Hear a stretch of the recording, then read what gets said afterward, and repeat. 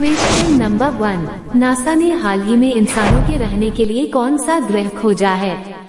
दोस्तों, वैज्ञानिकों को उम्मीद है कि इस ग्रह पर जीवन की संभावना हो सकती है।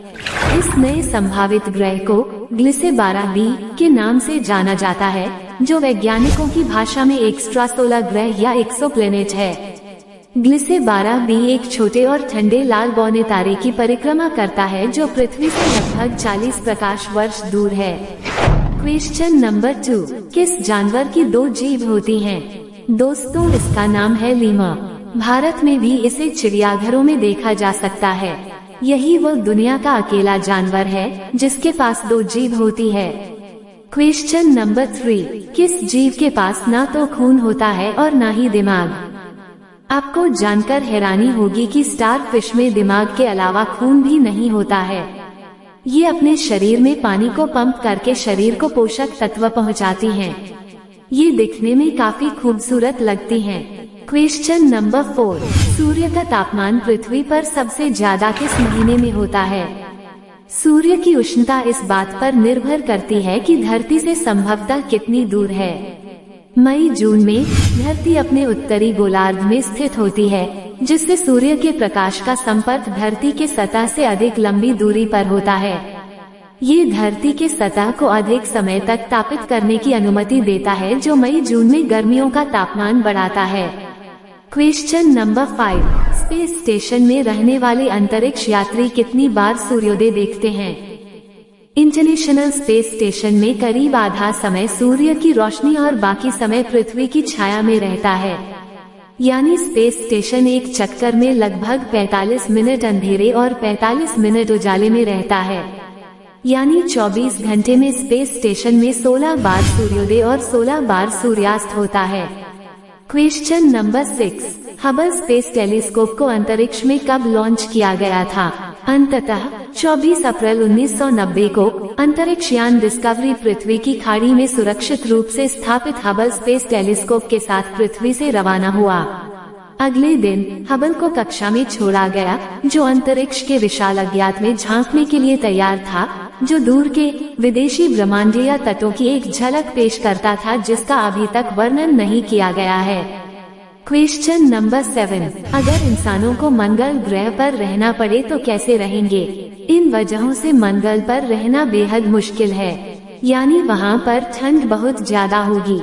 औसत तापमान -60 डिग्री सेल्सियस रहता है। साथ ही मंगल तक पहुँचने में कम से कम 8.5 महीने लगते हैं। इसके अलावा मंगल ग्रह पर रेडिएशन का खतरा बहुत ज्यादा है। विशेषज्ञों के अनुसार कैंसर पैदा करने वाले विकिरण से लेकर मांसपेशियों के पतले होने और हड्डियां तक भी कमजोर होगी। क्वेश्चन नंबर 8, पृथ्वी से कितनी दूरी पर गुरुत्वाकर्षण खत्म हो जाता है? हालांकि जब हम चंद्रमा के पास आते हैं तो पृथ्वी से खिंचाव लगातार कमजोर हो जाता है और चंद्रमा से खिंचाव लगातार मजबूत होता जाता है। एक जगह गुरुत्वाकर्षण नगण्य हो जाता है। हम पाते हैं कि वो बिंदु जहां 2 गुरुत्वाकर्षण त्वरण संतुलन पृथ्वी से लगभग 3,40,000 किलोमीटर या चंद्रमा से लगभग 45,000 किलोमीटर दूर है। क्वेश्चन नंबर 9, शुक्र ग्रह उल्टा क्यों घूमता है?